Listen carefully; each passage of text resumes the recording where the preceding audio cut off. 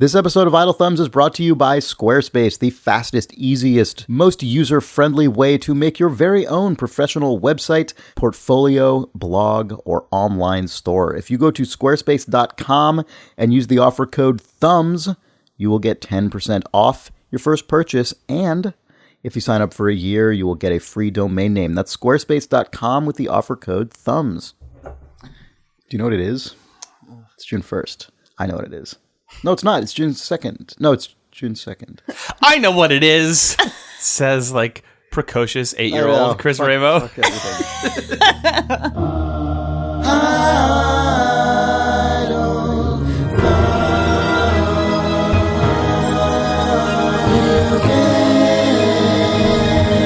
It's June 2nd, 2016. This is Idle Thumbs 265. I'm Chris Ramo. I'm Jake Rodkin. And I'm Danielle Riendeau. What? Yay! Welcome back. Thank you. It's really, really Forever. Nice to be... Yes, I wish. That would Thank be God! pretty cool. Thank God we finally replaced Nick Breckon. With Tingle Couch, Danielle. Yeah, Danielle's sitting on our gross couch that is full of stuffed tingles. How have the stuffed tingles never made it into a stream or anything? I don't know. Sean and I went and visited Nintendo of America, which was really cool to actually go to the Nintendo headquarters. Yeah, I bet. Yeah. The Wii made them a lot of money, and they built a really nice headquarters that looks and feels very Nintendo and nice inside. But they have a company store, and so I think you were saying looks and feels very much like Tingle would have. Oh, it's how Tingle would have wanted it. No, we went to the company That's store. why they call it the house that Tingle built. Anyway, we bought all the tingles from Nintendo when we were there, and now our office has a fuckload of. I thought Cable bought these tingles. No. I bought them. These were So the best thing about these tingles, I know this makes for great radio, but like they're ostensibly Beanie Babies, right? They have beans in them, but only in the butt. It's a plush tingle with a bean butt. It's only the very posterior Most of it is just like aspect of the pillow butt. stuffing, Yeah. but the butt is beans. There's a bean beanie butt so butt. your tingle can sit down and doesn't roll over. I don't think that's why. Also, it's so you can have a bean butt tingle. Yeah, that's Are you why. sure it's not just the Because Tingle the poos legs are beans? shaped to allow it to sit down and be stable, That's true, too. but the beans in so the butt that- are it's so that beans are in the butt. It's so that he has a weighted butt, Chris. I know this because they sold a KK slider who is sitting on a little bench that's like a bean bench, and it's so the bench can sit down. But this tingle okay. also, if this tingle has a mistake, if I this tingle think has an it's- accident, I beans are think coming it's out of so you somewhere. beans mix are and coming match somewhere. and put Tingle's bean butt on the bean bench. Ooh. And then it's beans. No, KK slider is sewn to the bean bench, so you can't have a full bean. Well, I mean, I'm sure he could be surgically removed from his bean bench.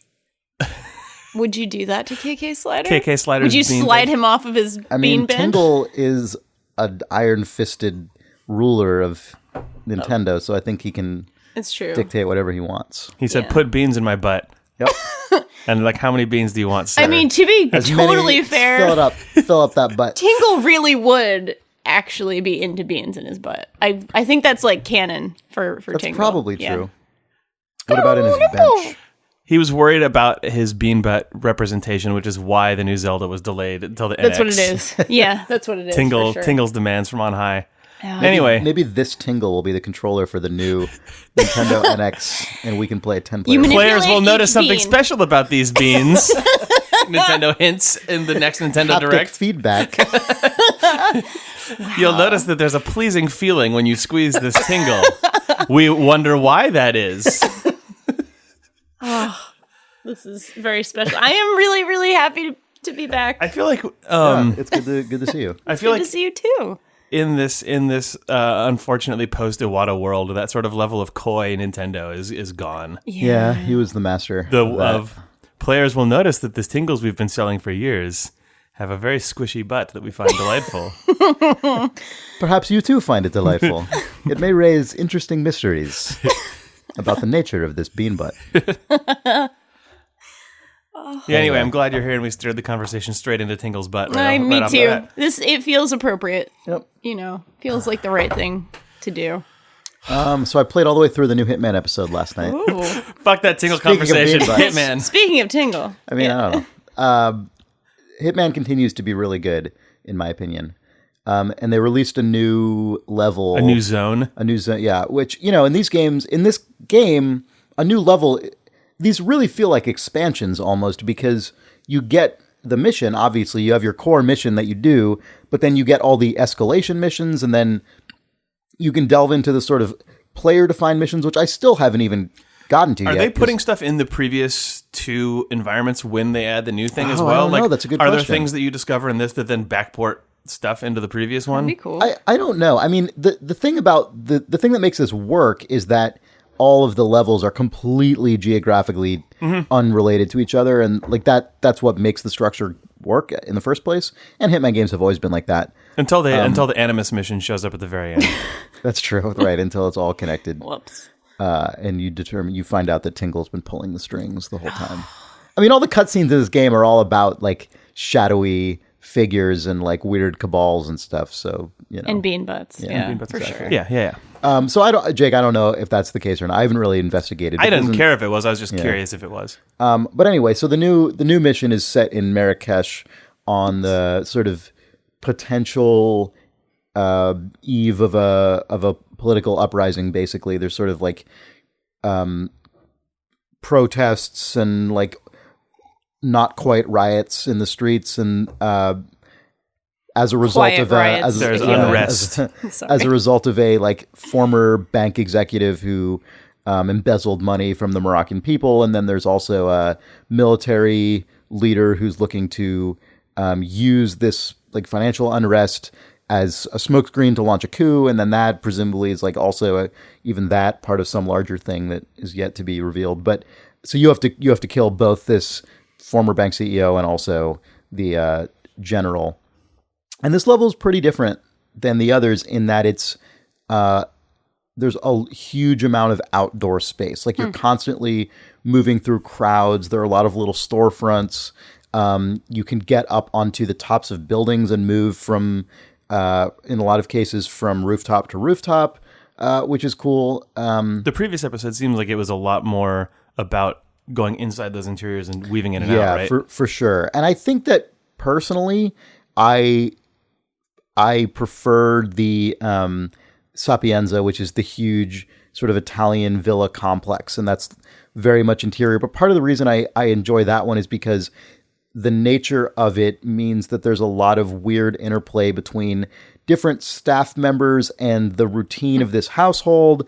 And like, you just find weird shit. Like that level is just kind of comical in a really good Hitman humor kind of way, where you sneak into some guy's like weird screening room and put his VHS in the tape player and like watch his weird home movies. And then, it's just shit like that. That's just ridiculous. The Moroccan level is a lot straighter. Sure. It's like, okay, there's a military sort of threat, and there's, like armed guys with guns everywhere. And there's, like it's because you're just out in the world. It's just kind of more default NPC behavior as opposed to like the spy story where you keep finding weird, like, the one where you keep finding weird things about everyone's lives as a result of being a spy, as opposed to this sounds more like a more modern spy thing. Whereas this one, the large interior area is, there are two large areas. There's the sort of military compound and the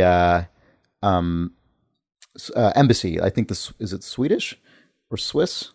It's horrible that I can't remember. But there's an embassy that this banker is like basically being shielded by. And both of those, the military compound and the embassy, I guess it's a school being repurposed as a military compound, but they're both just much more impersonal than like this mansion. Eccentric weird genius's like mansion, right? It's just of course that's true. Nonetheless, I had a lot of fun playing it, and the cool thing about it is that when you're in the middle of the embassy, it is bananas. Like there is basically nowhere to hide because it's a place of employment and government activity. And so there are just people everywhere. Like no matter who you're disguised as, there are almost always people who can identify you who are peppered around, right? So if you're dressed as a security guard, there are so many security guards that some of them are going to recognize you. If you're dressed as a janitor, there are going to be people. If you're dressed as an information worker, like there are just so many people that it does introduce a pretty fun dynamic, which is like, holy shit, I basically can't hide anywhere. I ended up taking out both targets on this mission with headshots just like around the corner, which I guess is pretty typical for me for my first time through a level. But when I did it in Morocco, I took out the general first, and then I took out the CEO second, and I had this completely heart-pounding escape back out of the consulate, like going underground, and then I ended up in the like front courtyard of the consulate, which is just the gates to it, like the main entrance, and right on the other side of the gate is just like, you know, dozens and dozens and dozens of protesters and like fires and stuff. And I'm like, oh God, this is so horrible. I'm so stressed out.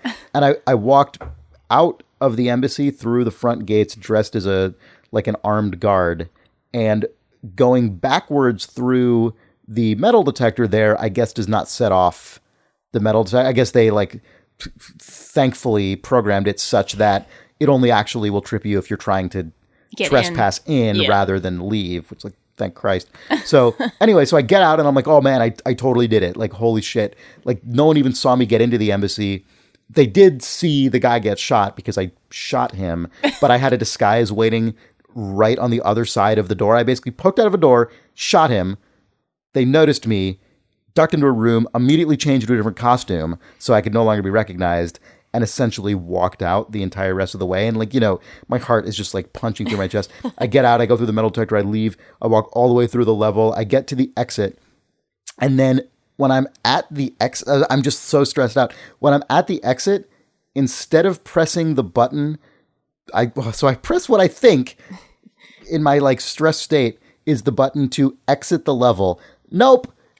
What I press is the like instant melee kill button. Oh no. Out of nowhere, my guy just like reaches out to the right off camera, grabs some random woman, stabs her in the head with a screwdriver, and then throws her body on the floor, and then opens the gate and does the like cool guy walking out, not looking behind him move to complete the level. Wow.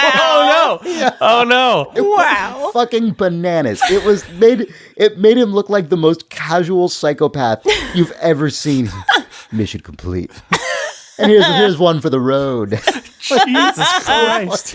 Yeah. Did you kill anybody else other than the targets in the whole mission? Yeah, I did. Okay.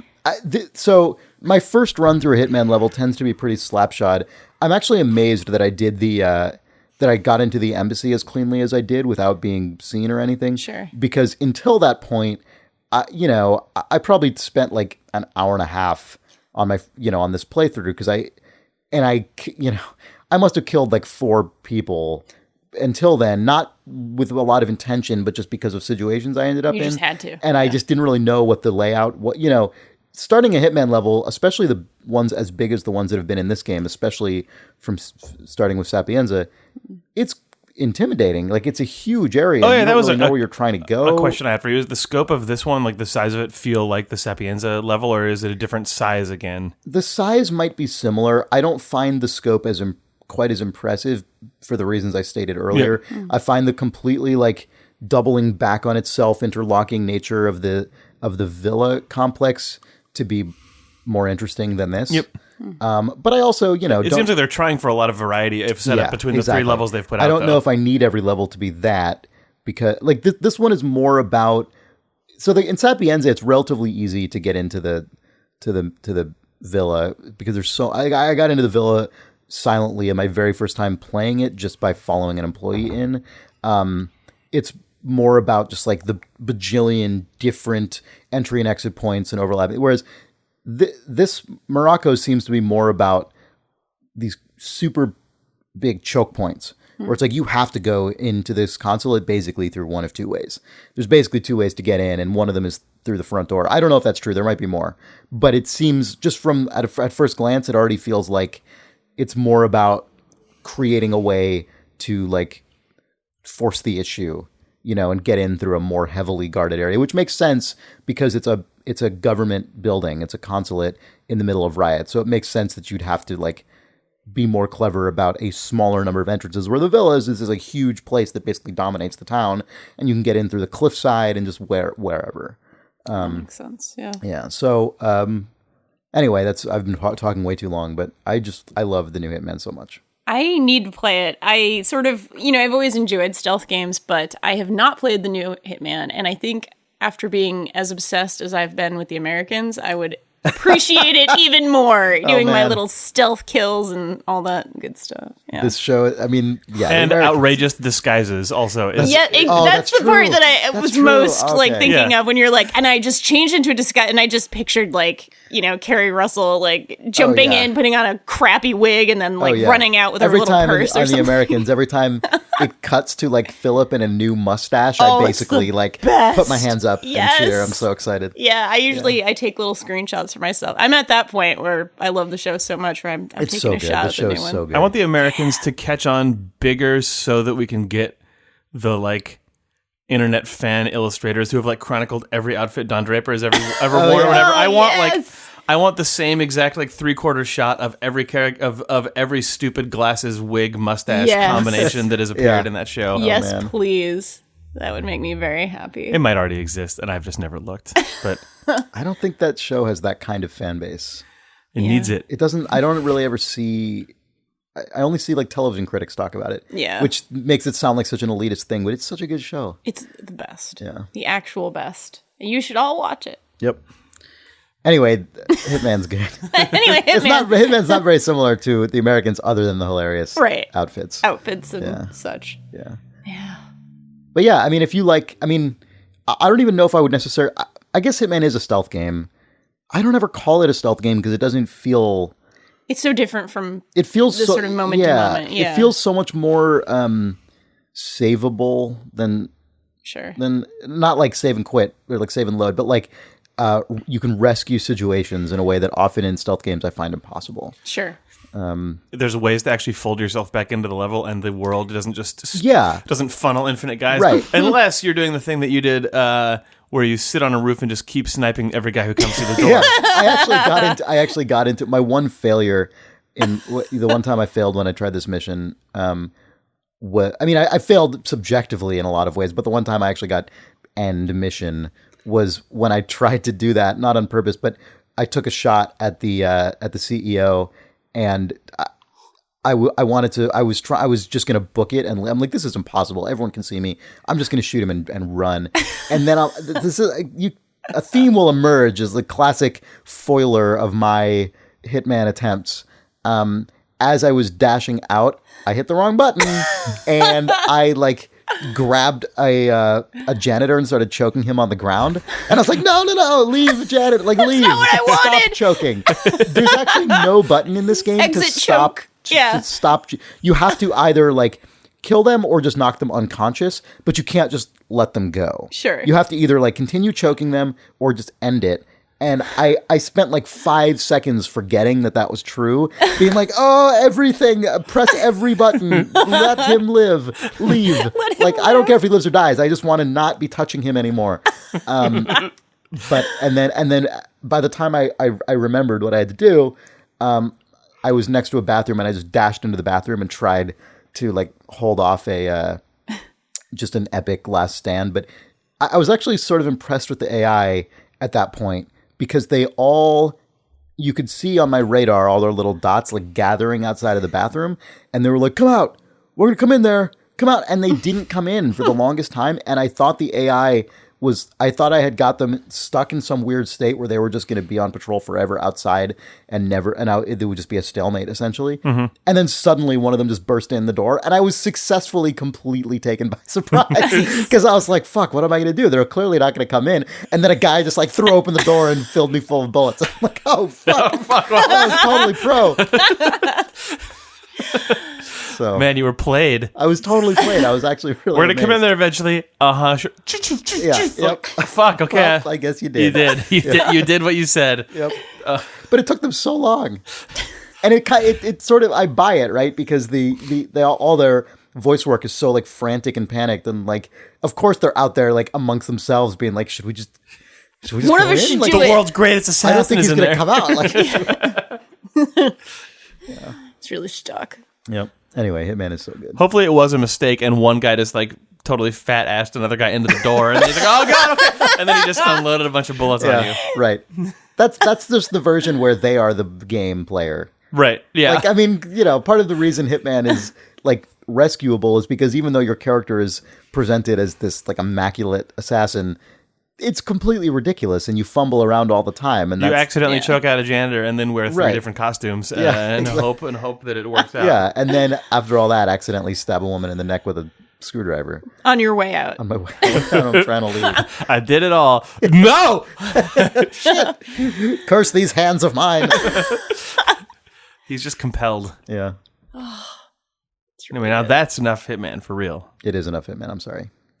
Jesus, Chris. Yep. So you've been playing some Doom, I heard. I was playing some more Doom. Yeah. My thoughts on Doom are actually probably the same as when I last played it, except that there's more of it now. I mean, you guys are both probably farther in Doom than I am. I have not gotten to the part where you go to hell, which I imagine is what happens inside of Doom. It's like halfway-ish. Okay, that's like Doom 3, right? You stay in the UAC for a million years, then you eventually go to hell, and it's different. Chris, have you played more Doom? Not as much. Danielle, how far into this game are you? I'm sort of halfway, maybe a little bit past halfway. Okay. Yeah. So you've played more of it than both. I've played several hours. I know I've played more than Jake, but you've probably played more than I have. Sure. Yeah, okay. What is your overall what's your Doom take? I love it. Okay. I think it's the most fun, ridiculous game that knows what it wants to be. I listened to your other podcast. That's right. You probably do. Mention, by the way, that when we introduced you, we literally didn't introduce you. It's okay. Danielle was obviously, if you've been listening to this podcast for a while, Danielle was a co-host on this podcast for some time, and then when she moved to New York from San Francisco, spun up a new podcast called Idle Weekend with her co-host Rob Zachney, who's also the main host of the 3 Moves Ahead podcast on this network as well. So you can hear Danielle talk about games every single week at idleweekend.net with Rob Zachney, and I produce that podcast, and it's real fun. I like it. Thank you. We have a lot of fun. Yeah. I really love doing it. It's so different from this, obviously, because we're we're remote, but it's also like it's a very chill kind of atmosphere. If somebody, I don't know who, but somebody online was sort of like writing out the scenarios, what it sounds like when people are doing when they're podcasting, and it was all sorts of Beastcast and this podcast and everything, and they were like, and then Idle Weekend is like 2 people sipping bourbon in front of a fireplace, just sort of like, oh yes, this is what I think. So yeah, it's a really good time, and we went way into Doom. I think last week or 2 weeks ago now that you're listening to this, and we both are sort of enamored with this game because it's just the most. I don't know, it's so comfortable in its own skin, and that's not something you always see in games all the time of this nature, and it seems like this and also Overwatch, another game I've been playing a lot, are both that way. They're just totally like fully embracing just being a fun, stupid video game. And I would say even that's true of Hitman as well. Even though Hitman's a much more rickety, weird, like fiddly, complex game, it still totally embraces itself. And like leading to the many scenarios I described. But for sure. Yeah, and I think that's a really wonderful thing because we were kind of in this really dark and grim, grimdark adolescence of maybe more last gen, and sort of the beginning of this gen was very much like, yes, we need to be very serious. And that's fine sometimes, but not necessarily with your shoot many people in the face. Yeah, not if games. The game is not fundamentally about something serious. Exactly. Right? Like, don't try to force the issue. It's nice that with Doom, the longer I've been playing it, it's nice to be playing that game, or a game that is as ridiculous as it is, where you're ripping demon jawbones off and leaping all over the place and rubbing your body against the walls to find secrets. But it's not in your face with how it is that. Like, you're right that it feels comfortable with what it is. Like, it doesn't feel like it's not like screaming at you, like proving how legitimate it is, or like begging you to like it. I am worried the more that I play it that what it is going to start wearing thin. Like, I'm finally getting to the place where there are where the levels are less linear and there's key cards you've got to find, and like, I'm liking that, but I don't know how many hours of it I'm going to be able to do, being the person that I am. But I'm still super glad that what it is exists. Also, holy shit, the shotgun in Doom is good. Oh, yes. Man, like, it's stupid that is a thing that has to be said, but like, as shooter weapons go, it's really fun to play with a gun that has that much like heft and kick to it and can just be a gun that sits in your loadout for as long as it does. Like, I don't know. Mm-hmm. I'm not a person who usually cares about the specific feel of a weapon in a first-person game, but I really like that, as well as the way that the weapon upgrade stuff works, like, and the sort of secondary power-up stuff, which I didn't think I was going to like because I usually want a game like Doom to just be a push a button to shoot a guy. Mm-hmm. But you know what I'm talking about? How, like, at least with the default shotgun, or maybe I've upgraded it once, you can... Yeah, you can add a modifier. You can if you hold down the right button, there's a like radial fill around your reticule that then the shotgun has like a single explosive shot that can basically just vaporize guys. Yeah. And your pistol, I think, has a very similar one where you can get a charged shot that's more strong. I like that stuff, but I'm not sure I understand. What is the resource you use to unlock that stuff? Like, I've unlocked things for it, but I don't really ever remember how I'm acquiring the resource that lets me do that. Do you know, Danielle? There's a couple of systems, because there's whenever you see the bodies and you take out their chip or whatever, that's something to do with your suit. And then you get like you basically get points that you're putting into that. Is it through secrets? Is that what it might be? I should know. I feel like I should know as well. But like, because of what the game is, I spend most of my time just like madly running around, closing the distance. And just grabbing all the stuff. But like... Yeah, I'm not sure how I've gotten to where I've gotten, but I'm enjoying it because, like, the combination of ranged and melee combat and the way that the arenas are designed means that I'm actually switching between regular pistol shot, the charged pistol shot, doing a melee attack, doing a regular shotgun, a charged shotgun, where it's like, do I want to just vape this guy with the charged shotgun blast to get him away from me, or do I want to actually engage more carefully so I can pick up health by doing the melee kill? Like, the fact that... The one thing I never use is the chainsaw. I forget it exists. Exactly. I never use it ever. Yeah.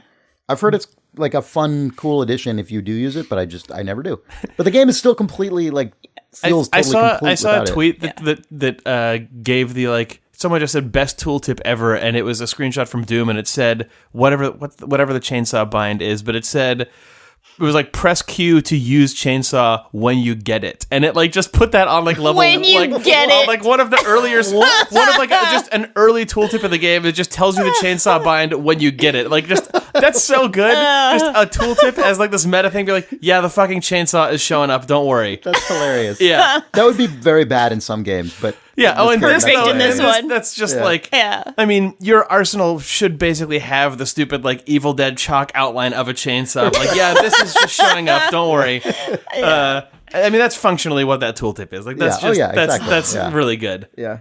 One thing I love about this game, and I do think it is sort of guilty of petering out a little bit towards the end, or kind of the levels do get a little bit more kind of too big for their own good, which sucks a little bit, but it's not enough for me to sort of not enjoy the game. But one thing I like the most about it is the sort of, you're going through the combat, and I suck so badly at first-person shooters. I just don't play that many of them, to the point where I actually have any kind of skill. Yeah. So I'm playing it basically as like a melee game. Like I'm just completely, unload a few shots when you're close enough, and then just kind of go in beat the shit out of them. Exactly. I mean, the game totally supports and almost rewards that. How are you not using a chainsaw if that's how you're playing? Right. You could be. I keep forgetting. I was beast. using it for a while, and then I totally forgot. But yeah, I should be. And when I actually get to more difficult areas, I think I will. But I love that I can kind of go through, do all the combat, have so much fun with that, and then I'm spending like forever in the empty rooms just being like, what? I wonder if there's a level in here or a secret. And there always is. There's always something that rewards me being a giant dork who wants to look at every little stupid texture. That phase 2 of a space, the fact that these levels actually have like classic ass secrets in them, it does make it really fun to... I agree, although that's also the thing that's making me go through the game very slowly. Yep. Because as the levels get bigger and more complex, I find myself, it's like it's fractal like in its pull towards me just never progressing forward. Sure, I've given up on 100%ing it. I'm now just like, if I find a thing, cool. If I love this game enough that I feel like even going back through the first third to 100% it later is a thing I'll do, cool, the game will have earned that. But like, I like right now that I just sort of like use radar vision and sort of as I'm walking, look to my left and right all the time. And if I see something cool, I'll go check it out. If I don't, I won't, but I just like knowing that they're there at all. Like I just get involuntarily obsessed. Yeah, sure. I'll see a ledge and I'm like, oh, fuck, I think I can make that jump, and then I'll do it, it's, what happened to me in Ori or games like that, and then, by the way, I mentioned Ori in this context a few weeks ago, and someone wrote in and was like very, I think, bummed that it sounded like I was criticizing the game unduly. And I don't mean to criticize games when they trigger this impulse in me. No, this happened to you in Hyper Light Drifter as well, right? This is just me describing something about myself, not me damning the game, right? Like, I just need to clarify that. But Doom does trigger that, which is crazy that it's Doom, but, I guess it makes sense. It's that, like, 10% Metroid Prime DNA in it that, like, kind of compels me to do that part of it. Yeah. And you want every single thing on the map needs to glow explored for you, basically? Yeah. And right, and a lot of the geometry I'll find a way onto, and then I'll realize, like, oh, this wasn't actually intended. Where you're like, shit, this was a drop down ledge from when I get there the other direction or something. Because the actual secrets are always, when you find it, it's like, oh, this is a place that they made, and they put a little thing in it, and it bings that you got a secret. But I'll be like finding my way onto like scaffolding pipes and shit, and it's like, I'm not supposed to be here. I mean, like, it's not gonna break anything, but it's not gonna do anything either. It's just a thing sticking out of a wall. And I'll have spent like 45 minutes. Like, I mean, there was one case where I basically went insane trying to get up to a place, and I realized that it was like, I did it eventually, and there was literally no point. Do you have your double rocket boots yet? No. Okay. I wasted so much time in the forge area. Sure. The first kind of big area. Yeah, that's the area that I'm talking about. That just derailed my progress in this game for like hours. Yeah, it was absurd. Yeah, I think that's a valid thing to. I get caught up in that as well. Sure. It's not a criticism. It's just me. I mean, it's still like a valid thing to. It's express, a valid fault to observe in yourself. Yeah. Exactly. Yeah. I mean, I'm that way with Witcher also, but yeah. That's another story for another day. Yeah, you guys in Witcher, holy shit! Oh, I know. We never shut up. It's like our take a drink game that we never. Yeah. It's like our Far Cry 2. It's the Far Cry 2 of Idle Weekend. It's absolutely the Far Cry 2 of Idle Weekend. I know how we do it. Yep, for sure. Yeah. Well, I've also been playing Overwatch. Somebody else been playing Overwatch? I love Overwatch. It's so good. It's so joyful. I don't have time to play all the games that I think are amazing right now. I know. May was like a really kind of incredible month for like big games that actually were better than I expected any of them to be, basically. Yeah. Oh, yeah, me too. Yeah. You too. Me too. When I played the Overwatch beta, I mean, I've said on this podcast, I definitely expected it to be good. So I had that revelation, before the full game came out, but I still had it when I played the beta. I was like, I thought it was just going to be like fine. And I think it's amazing. Yeah, it's fantastic. And then Doom, I totally thought was going to be garbage. Me too. I mean, like, I don't know. Maybe not garbage. I thought it was going to be totally unremarkable, And then Hitman, I didn't think anything because that game just came out and I didn't even. Yeah, it feels like that came out without a ton I thought it was fanfare. going to be non-existent, and then suddenly it was. There's a whole Hitman. So yeah, I've just been constantly pleasantly surprised. Oh, and then goddamn Imbroglio, this iOS game. Yes. Like, I didn't know that existed till it was already out, and I'm still playing tons of it. I would add Uncharted 4 to that list of things I wasn't like super excited about. Like, they're fine. They're good games. There's nothing, but I never got that into them before. And this one, I'm actually like, oh, this is great. This is people are super digging awesome. this game. Yeah. It's nice. It's nice. I know a lot of people that I talk to and I'm friends with are not super into huge games anymore, but this has been like there have been a lot of just that. game-ass games that are really good. Yes. Yeah. And that's pretty rad too. Yep. Yeah. Yeah, I go through big chunks of time where there's just almost nothing on the AAA side that is exciting to me, but I'm really glad for periods like this because it sort of confirms like, okay, good. I'm not just secretly against big games at all. They just need to be a certain thing for me. It's like, can't speak for anyone else, but like, well, and also these games are totally different to one another. Yeah, completely, tonally and sort of and gameplay wise, and everything else. Yeah. So with you and Overwatch, I mean, I thought I had a question. Maybe I don't actually. I mean. That's okay. So I like playing as Zarya. Is this was that your question? Well, I know you played a lot of Splatoon. Yes. But other than your Splatoon love, I wouldn't take you as a big multiplayer arena shooter person. Is that true or not? Completely true. Okay. I've never here are basically the three games even slightly of this nature that I've played a ton of online. BioShock 2.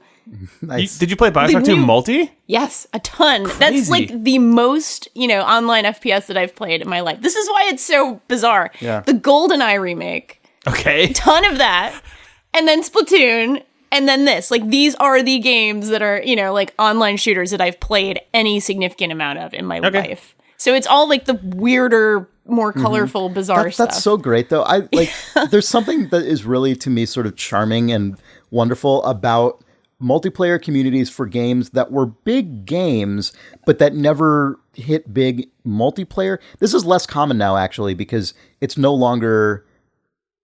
It used to be the case that every single shooter that came out, like, mandatorily had a multiplayer component. Yeah. And often they were just weird throwaways, basically. And now that it's a little different of a situation. But yeah, BioShock 2 is like exactly the kind of thing I'm talking about. Perfect. There. Yeah, perfect example. How did you get into Bio 2 multiplayer? I just played a lot of it, and I loved BioShock so much, especially at the time, like, around the time, 2010 or whatever. I was just like, this is so great. I can be in this world even more. And then I sort of got it, in terms of, it's really fun to play in these weird, sort of like schoolyard sports, both killing kind of scenarios, so. Yeah, it's super bizarre. It was also fun that you could just find Adam everywhere in those arenas, and you could... I guess I never thought about it. You could win that way, basically. The BioShock 2 multiplayer would just be a fucking plasmid festival. Yeah. Were there user maps, like big Adam hunters, where just every corner, just the map was blanketed with Adam everywhere? Like, oh, man, there really were. It's just, it was like kind of hidden. It was kind of in the nooks and crannies, but you got like, however many points you would get for a kill, you would get, a decent fraction of that for finding the little atom slugs. And you could I guess I imagine that if you played Bio 2 multiplayer for any period of time, you would just know where all the like atom spawns are. Yeah. So I would grab all that, then I would try to kill people. Okay. It was, again, I have no skill at FPSs, so it was kind of like, this is how I'm doing things. Yeah. And then I would set my little hurricane traps or whatever they were called. Right. And that would be fun, too. The Overwatch effect seems to be very strong. We talked about it for like 3 seconds last week or 2 weeks ago of just the number of people who are not traditional competitive arena FPS people who are playing Overwatch, which seems like a competitive-ass classic. Why am I not playing this game? Fuck me. It's really good. It's really up your alley. I know it's what I want, but I just haven't... Okay. Yeah. This is the week that I will play... let's play it. I'll play Overwatch. God damn it. Y'all should stream it. Yeah, I don't know. We've never streamed a multiplayer game, have we? We'd have to figure out how to do that. Oh, DayZ we stream, but that's different because you're on your own. Yeah. But I'm sort of like coming at Overwatch from the opposite angle, which is like I am pretty proficient at first-person shooters, just mechanically speaking. Not like amazing, but I'm quite good at them. Yeah. Like just naturally, like not just as a result of just shit I played growing up. But I at this point, and for basically my entire adult life, I just do not play multiplayer. Like I just have like almost panic attacks in response to multiplayer games. And so Overwatch, like I have the sort of opposite. Like I think a lot of people who playing most people playing Overwatch like most of the things about Overwatch generally, but like in contrast to the people who are saying like, oh, I'm not as much of a shooter person, but like my way into this is because I have all these different characters and it's fun and whatever. Yeah. My thing is just like I like it so much that I'm just trying to overcome my like aversion to playing with random people on the internet, which I just hate doing. For some reason. It's understandable, honestly. It's not even for a reason, though. It's not. I don't think it's even for a reason. I feel like... I'm sure there is a reason, but I can't identify what it is. I feel like just the general toxicity of assholes online has made me very averse. I don't think that's what it is. No, really? Chris doesn't like being accountable to people he doesn't know and letting weird randos down on the internet. Yeah. I see. Yeah. It's not... It's like... Yeah, I don't know what it is, because I definitely have long since turned off voice chat. So if people are being assholes, I don't even know. So it's not even that. It's just that like, I have to like do like, You have to be part of a team. Yeah, I have to and be you can't there let the your whole team game, down. I can't leave and like, what if I'm bad at it? Like, it's just the whole thing is just, You could be the dead weight that everyone else is thinking about, and you just feel their brains pressing on you. No. Yeah, but like I said last week or the week, I can't remember, whenever, on a recent episode, this game is so good at minimizing. It goes out stuff. of its way to hide that from you. It goes as far as it can to like keep you facing forward. It sounds like, and it's so good. It's so goddamn good. I can't believe how good this game is. This is the take a drink. Danielle says something is inclusive, but like it is a really sort of joyful and inclusive tone, and I think a lot of people are really into that as well. Like the amount of like fan art and like people who really like the sort of like cute twee things on the internet who are getting so into this game. It's kind of amazing and kind of fun to watch that and just be like, this is a shooter. This is not, typically the sort of like fan art and the like, queer people making like little who would you date goofy things. Like that's not really the genre that sort of always fosters. And this game is like that inclusive that so many different groups of people are just like, this is really fun and cute and it's shooting people in the face, but it's doing it in this way that's like, come join our big party of goofiness. And it's sweet. TF2 had a lot of the fundamentals of that. Yeah. And then when you combine that with just Blizzard generally, which has always had very strong fan communities, and then also a cast of characters that is more diverse. Sure. That is you've basically created catnip for that scene. TF2 right? is like when you combine all three of those all elements. those elements, yeah. TF2 feels like it was almost like it was a later at night Adult Swim cartoon. Sure. Like it was, a bunch of goofy cartoon caricatures. But the funny thing was that they would rip their arms off and that blood would spew everywhere. Right. Whereas Overwatch is a very different tone than that. Yeah. It's more Steven Universe versus the kind of. I mean, Overwatch just looks like Big Hero 6 to me. Like it looks it looks like that Disney cartoon. God, have any of you guys, Jake, you would love this. You've maybe already seen this stuff, but have you seen any of the like squash and stretch and like blur frame stills from animation? Of Overwatch characters, like Overwatch, however they built their rigs is fucking nuts because it lets you do weird classical animation stuff like stretch a character's shape out on an in between frame. Yeah, I like that stuff a lot. I as a non-technical animation person, I really, really appreciate the animation in this game and how much it's just sort of like, wow, it's really amazing that like, you can put this much detail into something that's going so fast and something that like is just sort of giving all that information to the player. Like Diva's her little sort of thumbs going on her tank, like things like that kind of give you like, okay, I'm going in this direction and she's pressing the button when I press the button. Yep. It's just a little thing, but it's so kind of like, it's funny. I mean, I talk about this stupid example all the time, but everything I hear about that aspect of Overwatch also does feel like an evolution of Team Fortress 2 to me.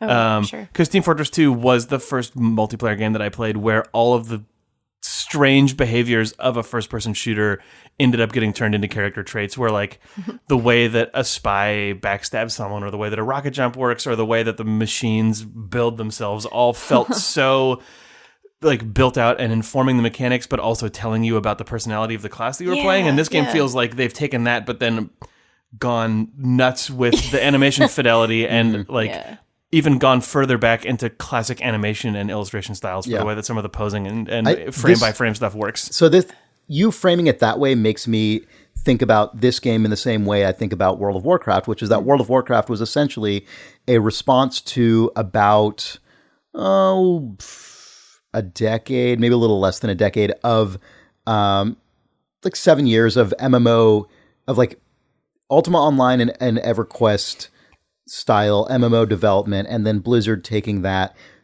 pulling out the things that are most like identifiable and successful and then refining them in a way no one had before. And Overwatch feels like that in a post TF2 world of like, okay, we've now seen at this point about 15 years of development of this style of team-based multiplayer game across both first-person shooters and to a lesser degree, but still very present, like Dota and its ilk. And like Monday Night Combat. Yeah, and stuff like that, which that also is drawing from that lineage. Yeah. And then how do we take all of the things that essentially like pushed themselves out of this decade and a half of evolution and like cemented themselves as cornerstones or like fan favorite things of this, and then turn them into like the identity of the game from the very beginning. Yep. And Blizzard is just amazing at doing that, and that's I feel like they did that with this game. And it's incredibly good. Well, and then in the process, like introducing just new other things that make it not feel like just pastiche, but, you know, like their own statement on the genre. They're just so good at identifying that stuff. Yep. Man, all that stuff sounds so much like what TF2 first brought to the table. Yeah. Yep. And it's really fun to be a support character in this game. It is. That's shocking. Really that's right. Sorry, that was the other big thing for Team Fortress 2. I thought was how they codified the relationship between the medic and the heavy aesthetically, and like with those characters' personalities and the way that like the medic as a support class being like making support feel assertive.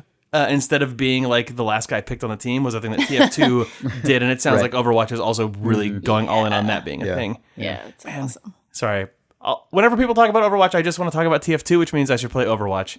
I think you'd love it. that stupid Meet the Medic video, which was one of the last pieces of like AAA crazy Valve produced animation that they did for TF2, was like the best ever visual representation of a support class in a video game. I thought that thing was so good, where the end of it was the heavy walking up over like the pile of corpses, looking like the harbinger of doom, and then the sun comes up behind him, but then you realize that the sun is actually like 5 feet to the left and is behind the medic, and then the camera just kind of like pans over to the medic, clearly being the one who's making the heavy invulnerable. I was like, oh god, like just anyway, really good. Overwatch looks like the TF2 animation, like the movie version of TF2 more than the game I actually version. felt like I'd forgotten about that video, but that is exactly how I felt the first time I used the Mercy support character, and like it successfully created, like, what's funny about this is actually really just I'm not making like a value judgment here. I just personally am not into like the videos that Blizzard has released about these characters. Like, it's not my thing. It's a little bit too like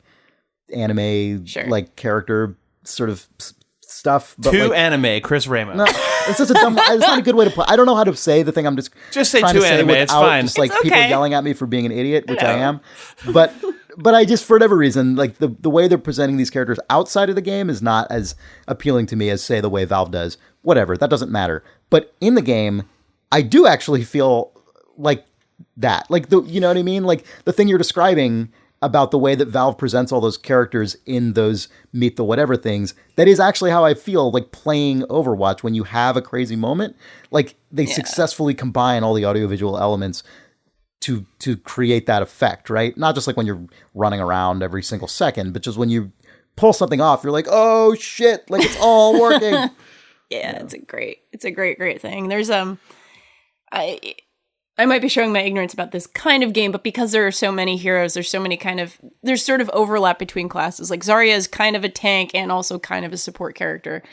Lucio is kind of like, he's super fast and offensive, but he's also a support character and a healer. Like, there's a lot of sort of cool overlap where it's like, you don't just have to be a tank, you don't just have to be sort of an offensive character. It's like, you can be offensive with this other flavor, you can be, you know, whatever it is, which is also really fun to kind of play. That's really cool that is just built into the class structure. I feel like at its height, at my favorite moment in Team Fortress 2, which we've talked about on the show before, is when characters had slight variant loadouts, but before the store went insane, and it felt like they had hit a point where every character could 50% be a slightly different class, and it's cool to hear that that's it's just right like in there the structure Overwatch. of this game. Okay, I've been sold for the 80,000th time on Overwatch. Tingle says, play Overwatch. All right, you guys want to take a break? Yes, we do. Sounds good. Cool. Video games.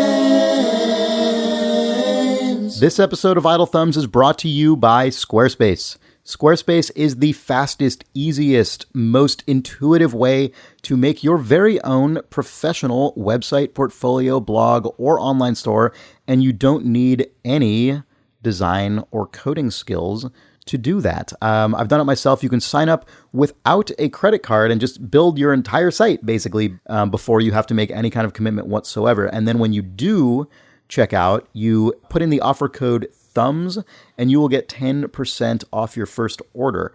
And on top of that, if you sign up for a year, you get a free domain name thrown in there as well. I actually used Squarespace to make the site for my wedding when I got married earlier this year. Just like the invitation page, and it was incredibly easy. And there was a forum that I set up for RSVPing, and it was like the easiest thing ever. I found it very easy to attend your wedding. Oh, thanks, Jake. Yeah. Also, congratulations. Oh, thank you. That was a while ago at this point, but whatever. I appreciate the congratulations nonetheless. You can set up an online store on there. They have a full e-commerce system if you want to get that going. How did that relate to your wedding website? I sold indulgences. What? Wow. Yeah. If you go to Squarespace, I don't know what that means. You figure it out. If you go to squarespace.com and use the promo code THUMBS when you do decide to check out, you will get 10% off your first order and a free domain name if you sign up for a year. You could attend Chris's wedding, get some time off purgatory, whatever you want. Yep. It's all on there. Squarespace.com and the promo code THUMBS. Video game. This episode of Idle Thumbs is also brought to you by Casper.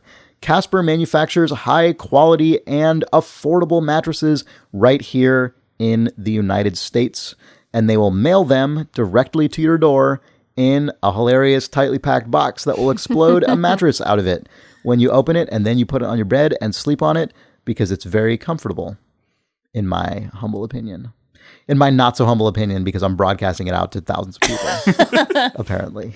You can get $50 towards any Casper mattress by going to casper.com/thumbs and using the promo code THUMBS at checkout. So Casper mattresses already start at only $500 for a twin mattress, $950 for a king mattress, but you can take $50 off of that with that promo code. That is casper.com/thumbs and the promo code THUMBS. Any mattress on the site, $50 towards it. They're super comfortable. They come straight to your door, made in America, and they pop out of a box. So what else? That part is key. That part is key because it's a once in a lifetime experience. It makes you feel real good about the fact that you have a new super comfortable bed when you also watch it inflate itself like a weird cartoon. Mm-hmm. It's not technically inflating itself. These aren't like air mattresses. No, sorry, it's not. It's not. It's like it wakes up and becomes a mattress. Poofing out. Right. Yeah. Let's say it's poofing out. Yeah. It's poofing out. Casper, it's poofing out. Casper.com/thumbs and the promo code THUMBS. Thanks, Casper. Video games. So I have a super briefly. If y'all want to hear about it. Well, I even more super briefly, I have been playing Downwell on PS4, which is cool. Real good. It's a good game. Yeah, Downwell's great. Already probably talked about it a lot. So the game I really want to talk about is Soft Body, which is by a person named Zeke Verant. All right. I want to make sure I have his name right. Yes. Okay, so Soft Body is basically a meditative, chill, kind of minimalist bullet hell puzzle game.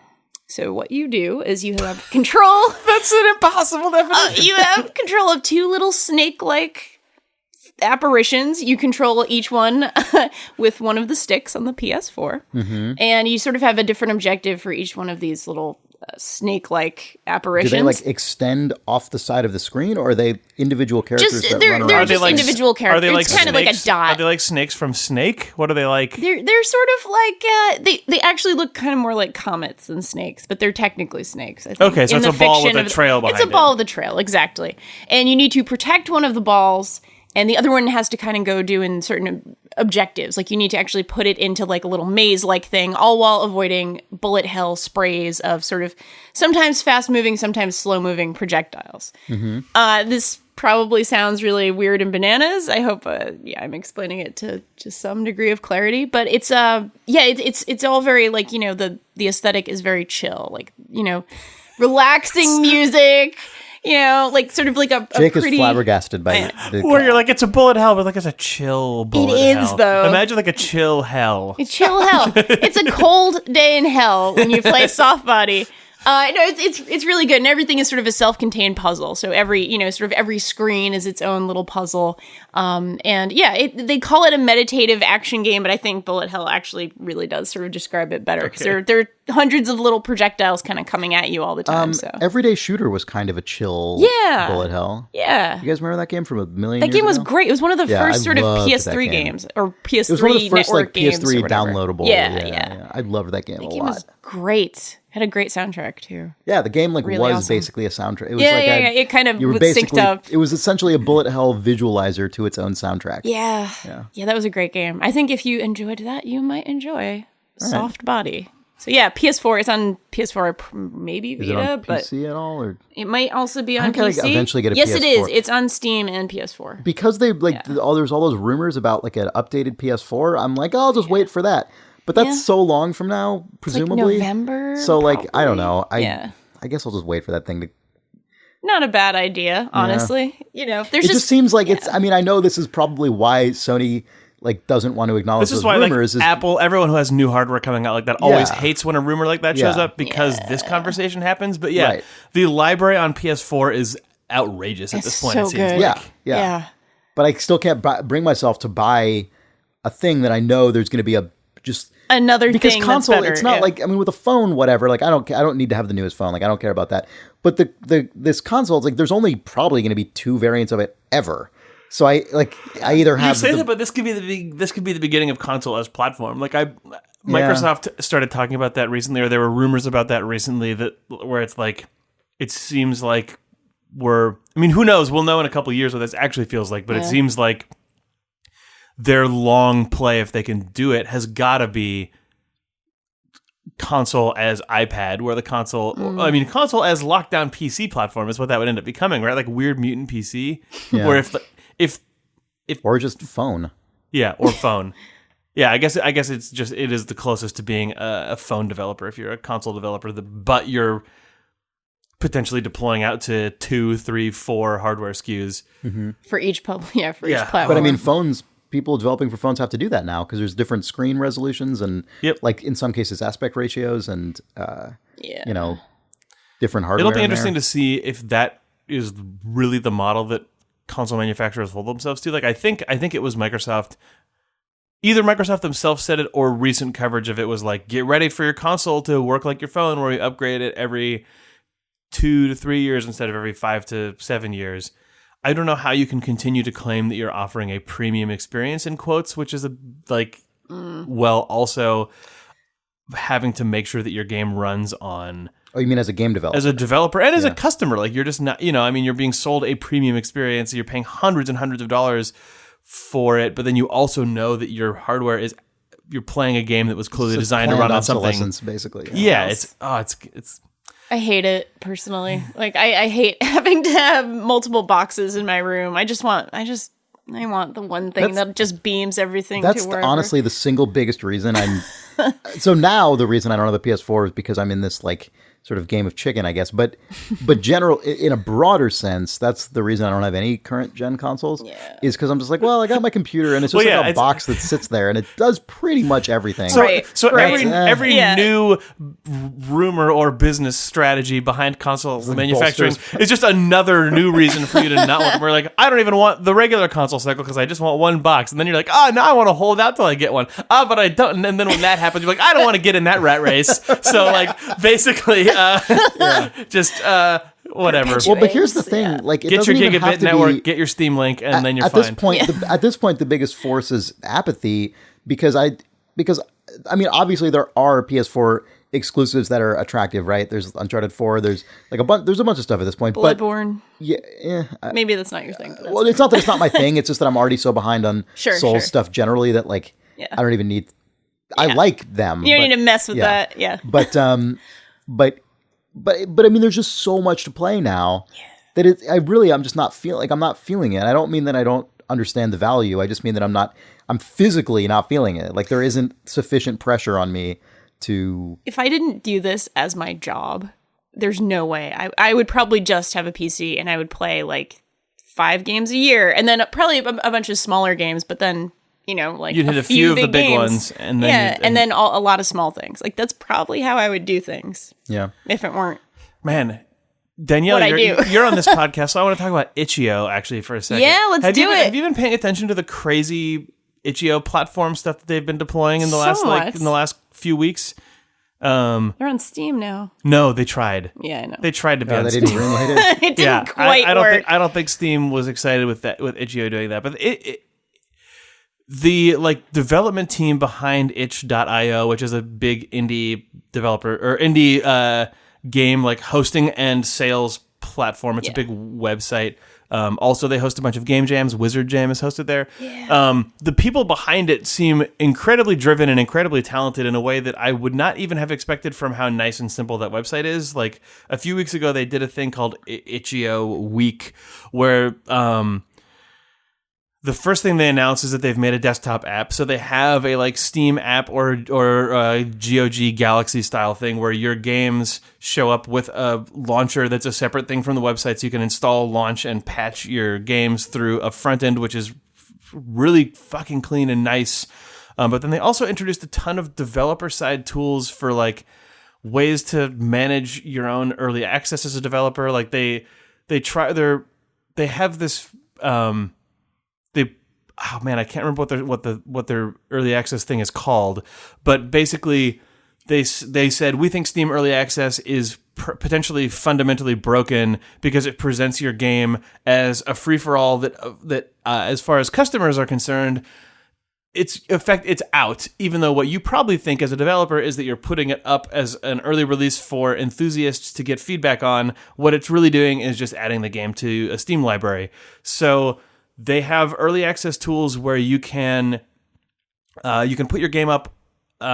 Itch.io Refinery. Itch.io Refinery, yeah. And its entire purpose is, the name is Refinery, which gives it away, but it's to let developers do a bunch of different various controlled early access style releases where you can give out keys that you can have your game basically show up like an unlisted YouTube video, the equivalent of that, or you can just say we're going to do 500 slots for this beta, and you can do tiered releases where with each major beta release you only give out X number of keys.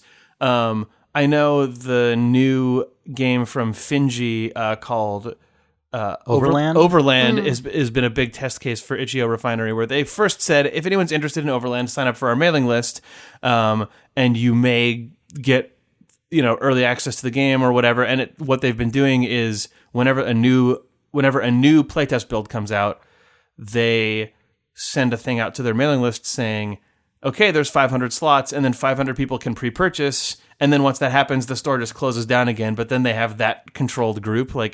I don't know. It feels like they're offering a lot of tools to developers that allow you to actually make the letter of your early access release way more in the spirit of what I think a lot of people think early access should be about, which is build a small community up who's in there to get an early look at the game, but also to actually be engaged in what feels very much more like a piece of the development process and not just shit, we're throwing you the entire game early. They put out a bunch of other stuff inside of that Itch.io week, but the app and that Refinery thing both struck me as just really, really well considered, well put together really cool tools. Yeah. I love Itch.io. We all know I love Itch.io. Yeah.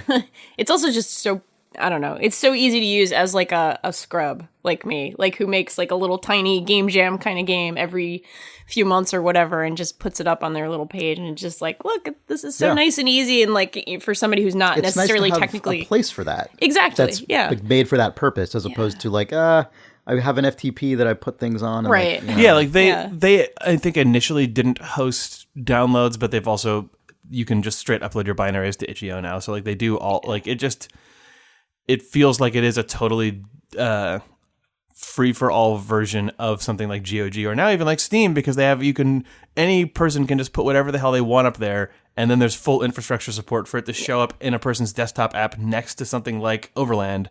It's really cool. Yeah, it's great. It's awesome. Yeah. Yay, Itch.io. Yay, right. Itch.io. Well, do you want to do some reader mail here? Yeah. Close it out? All right. So, speaking of jams, Gary Chadwick writes, "Hey, Thumbs. After the high of Wizard Jam, we thought it would be fun to do a recurring Idle Fiction Jam. We'll be taking a theme from a random Idle Thumbs network episode title and writing something inspired by it. Unlike Wizard Jam, each month we'll all have the same theme to write about. That means we get to see each person's take on, say, Poopwater, New Mexico, In Search of Burnout Paradise, or Brendan Chung. The thread on the forums is already full of Poopwater poems, so I expect the real jamming will be a lot of fun. We plan to run one theme every month, and the first one starts this Saturday, the 4th of June. All writing is welcome, it just needs to follow the theme. There's more details in the Idle Fiction Jam forum thread for anyone interested. Thanks, Super Biased Man. Nice. Yeah. That's exciting. Our community is amazing. Did we talk about the cocktail thing that's also going on? Oh, I don't know. Did we? No, I don't think so. God. So there's also on the Idle forums, there's also a again, as with all these things, a community-generated jam called Mouthfeel, the Idle Thumbs Wizard Summer Cocktail Jam or some shit. And it's amazing. It's a thread of people going through and posting inventing cocktail recipes, also based on Idle Thumbs episode titles. I made a suggestion that I'm pleased with in the thread that seems to have been adopted, which is that with every recipe, people should include a note as to whether or not it's actually been tasted by a person. Yeah. That way there's room both for just funny joke things that aren't actually intended for people to like waste their own alcohol on. But also like there are people who are trying to make cocktails that are legitimate recipes that are, delicious. Like funny jokes related to the episode title, but also actually things you'd want to drink. Yeah. So that's on there too. And perhaps we can make some of those during the Wizard Jam stream. I'm hoping to name this episode a chill hell in hopes now that someone makes a chill hell in the cocktail that is jam. A good, That's perfect. I was reading recently, I haven't tried this yet, but I was recently reading about ice shells. Have you ever done this, Jake, or seen this, either of you? It's a way that you can, it's just a crazy presentation thing. What you essentially do is you shave ice. I don't know how to go about doing that exactly. I have to look that up, I suppose. But you have to get ice very fine, right? So it's not just crushed, but actually like very fine. And then you put it into a cocktail glass. I think most typically a champagne saucer, which is, has flat-ish bottom and rounded sides. And then you use a spoon, the underside of a spoon, to press the ice up against all the inside of the glass so the ice coats the side of the glass. Then you put it in the freezer for a few hours, and it freezes the ice around coating the inside, freezes into a shell that coats the inside of the glass. And then you can either pour the cocktail into that and serve it as is, and it's this crazy frosted glass thing, or you can like sort of push the shell, flip it around, rotate it up so like it comes pokes stylishly out of one half of the glass and like has this shell that actually goes beyond the rim of the glass itself. It's crazy. So you're proposing that a chill hell should somehow perhaps maybe involve an ice shell. And it should probably be red, perhaps. A red drink you can put grenadine in there. Yeah. I also a like spicy drink that is also somehow cool in color and served in an ice shell. You could maybe do I love this. maybe have it be a drink that is like has a yellow tint to it generally, but then you float grenadine on top or something, so you get the red on top. So it looks like it's bleeding, literally. Chris, please create a chill hell, whether or not we call the episode that or not. Yes. Thanks. Yeah. And there's lots of roa for weird garnishes and that, you'd think. You could put a little Doom guy on there. Yeah, you can put a little figurine. Yeah. A little cacodemon. God, sorry to just digress about this, but my reading about ice shells led me to some other insane trick I saw where, have you guys know the mold? I don't have this myself, but the spherical ice mold where it's a 2-part mold and you pour water into it through a tiny hole in the top. And that way you can actually mold a full sphere of ice. And this guy has this crazy method where you fill it up with water, you put it in your freezer, but you only leave it in there for a few hours so that it's only like the outer several millimeters have finished freezing. You take it out, you use a syringe to poke into the middle and extract all the unfrozen water. You're then left with a hollow sphere of ice, which you mix your cocktail separately, and then you re-inject it back in with the syringe into the middle of this ball, and then you can like stick garnishes and shit into the hole in the top, and then you have an entire cocktail contained in a frozen ball of ice, which you put into a glass, and then when you serve it, you tap it with a hammer, and your drink like explodes into your glass. That cocktail, that's explode mode. I'm sure that is explode mode. Nice. Yeah. Right. Not so chill hell. Yeah. Anyway, sorry, that's enough of my this bullshit. So Chris is a cocktail guy now, if anyone was wondering. I haven't done most of these things. I mean, that doesn't mean anything. You're in research mode. I understand. Also, a book showed up at my house the other day that was called like, I forget what it's called because I wasn't prepared to talk about this, but it's this big book called like The Science of Cocktails or something like that. It's one of those sort of very modern, like every single sort of piece of wisdom has been tested and like figured out. And I was like, where the hell did this come from? And I thought Sarah had gotten it for me as a gift. And she's like, why haven't you opened that book you got? And I'm like, oh, I was waiting for you to give it to me. I thought you had like bought it as, she's like, I didn't buy that. And I'm like, well, I didn't buy it either. Eventually I realized that Spaff just like bought it for me on Amazon and had it sent to my house. That's really nice. Without telling me, because we'd been talking about cocktails like a week ago. Really good. Super nice guy. So now I have this hilarious, like super technical cocktail book. Mixology notes. Anyway, moving on. So Archie Bagnall writes, after discussion a few weeks ago about the great technical execution of Doom's metal soundtrack, I thought you'd appreciate this musical Easter egg someone discovered and posted online.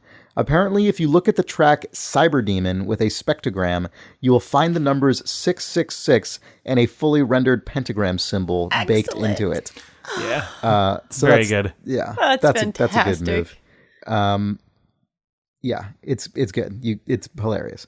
How they do this without affecting the sound quality of the music, I have no idea. Hopefully, from this point forward, each week's episode will have silhouettes of Goldblum, Allard, and Jake, the 3 J's, burned into their frequencies.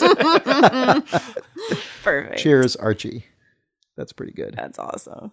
I think the way they don't affect the quality is just those tracks are probably pretty noisy to begin with, and then they just don't. That stuff is probably just at a low enough level that it's not going to do anything. Anyway, that's great. I'm glad that someone thought to scour each of those tracks and then was rewarded. They must have been extremely stoked. John Rosewicki writes, I just got done watching Obama's speech at Hiroshima. Obama's pronunciation of Hibakusha was not great, nor was mine, I assume, says me. But the thing that stuck out to me was the automatic captioning on YouTube. Obama, at one point in the speech, says the words in order, Force Unleashed.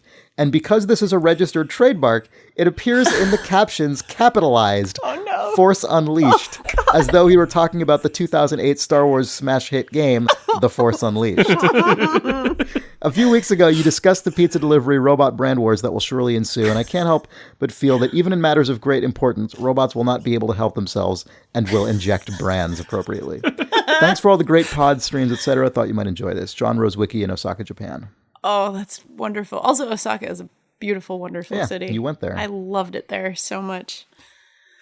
Maybe Obama was talking about Star Wars The Force Unleashed. Secretly. Yeah. Hopefully he winked after he said. Hopefully it was in an otherwise like innocuous sentence, but he sort of paused meaningfully. And later in the conversation, he was like, "Star, the ideal, killer." The best thing would sentence. Be if he. My dream would be if he did the Force Unleashed thing and then subtly made the like Spock hand gesture. Yeah. And then just continued. Just as he moved the paper, you know. Just so good. Just beat me up. Full troll of everyone. Yeah, yep. Yeah. That's beautiful. All right. So Anders writes, hey Thumbs, your discussion about Dark Souls 3 multiplayer a few weeks ago reminded me of a thing that once happened to me and my dad in the heady days of Diablo 1 multiplayer. Diablo is one of the few games my dad has ever really liked playing, but back in 1997 we didn't yet have an internet connection, so we went to an internet cafe to try it out. We played for hours and got most of the way through the game until a hacker entered the game and destroyed us and stole all our gear. My dad was just like, oh well, but I was pissed and wrote down his name and went into the general chat to complain about him in not so nice words. A stranger messaged me saying, I can help. At the cost of I don't remember how much money, and it was worthless since you could dupe money anyway, we essentially hired a bounty hunter to track down this hacker and get our stuff back. I don't remember his name, but it was something along the lines of ~~~~ **** serpent killer 2234 symbols. Awesome. In brightly colored letters, which was still an unusual sight at the time. Man, I remember the brightly colored letters thing. That was a total thing in multiplayer games of that era. It was like your Quake flair. had that too. Yeah. If you could inject the like whatever right ASCII you were in the know. Yeah. About 20 minutes later, I got the message, job's done, and we joined a game with him where he dropped off all our stuff as well as the severed ear of the culprit. Without saying a word, he vanished into the night. I don't know how he tracked down the guy, or even if he did. The game was so broken, he probably could have made all those items himself. But at that moment, to me, he was the coolest guy in the world. Then our time ran out and we left. Regards, Anders from Denmark. Oh, that's a beautiful That's moment. so good. Yeah. That's so I wonder good. if he was really the same guy. He was running like a whole racket. Oh, man, I can get your stuff back. Just give me a shitload of money. Yeah. Yeah, I found that guy. That guy was such a jerk, man. Here's the his ear. Though, how would he create the ear? That's a very good question. That was such a hilarious good thing. Severed ear. God, I love that. That's You gotta have your trophy from that game. Yeah. Yep. Well, you guys want to call it? Yeah, Sure. probably. Good feel good story. Yeah, Cap it off. on a great End ear. it with that ear. Yeah. Yep. Thanks for having me back on, guys. Thanks for coming. Thank you for coming. Anytime I'm in town. Anytime Nick's feeling sick, we'll just fly you out from the East Coast. Oh, yeah, we good. also didn't Yeah. mention why Nick wasn't here. We didn't do any housekeeping at the beginning of this episode. That's okay. It was a good episode. Fun times having you here. times. Thank you for coming. Thank you, guys. Listen to Idle Weekend. Yeah, listen to Idle Weekend, Danielle's show that happens every weekend. It goes up every Friday for the most part. You can find it at idleweekend.net. She hosts it with Rob Zachney, and it's a super fun time. He's a cool dude. They talk about games and TV shows and books and whatever. Yeah. And we have other podcasts on our network, including 3 Moves Ahead, which is Rob's other podcast, all about strategy games every single week. We've got the Idle Book Club, which I co-host. Which is awesome, by the way. thank you. I'm loving that so far. Thank you so much. This month, probably this coming weekend or soon after, we will release our June episode about Mr. Fox by Helen Oyeyemi. And then after that, we are reading The Sympathizer, which I'm really excited about. Nice. Sounds like a super fun, weird, satirical, I don't know, thing. And yeah, Sarah of the Idle Book Club and me and our good friend Ollie Moss are going to be doing a Harry Potter podcast because I don't know why we're doing this. That's great. We're recording it, I think, tonight, but so it'll whatever. We're recording our first episode tonight, but the plan is to have it come out a couple times a month and do one book from Harry Potter, then one movie. So within a month, we'll cover a book and a movie. You should also do the rides at Universal. We'll see if later in life. We'll see what happens okay, at the end of this thing. So the episode about the first Harry Potter book will be coming out soon. We don't have a date, but if you want to write us about early Harry Potter book or movies, please write us your thoughts or any other questions you might have or things you want us to talk about to harrypotter@idlethumbs.net. And when that episode goes up, I'll talk about it on that week's podcast. I love that it just seems like, oh yeah, Harry Potter works here now. Harry Potter at Idle Thumbs. Yeah. It's pretty cool. Well, they forward all the emails to Harry Potter. Via and then Owl. he determines right, which ones are appropriate to address on the podcast. Yeah. I like that. Write us at harrypotter@idlethumbs.co.uk. Man, I wish. No, idlethumbs.net. Regular old thing. Yeah, so that's coming soon. Cool. Yep. Awesome. Thanks for joining us. Thank you, guys. Yeah, we're on Twitter at IdleThumbs. We're on Facebook at facebook.com/IdleThumbs. You can send us mail at questions@idlethumbs.net. We're obviously on iTunes and pretty much the other places you can find podcasts as well. Please consider leaving us a review or a rating if you like this podcast, and especially please consider recommending us to a friend. That is by far the main way that this show has spread. And it would be great to keep that going. So thank you. Thank you. Thank you, Chris. Thank you. Bye. Bye.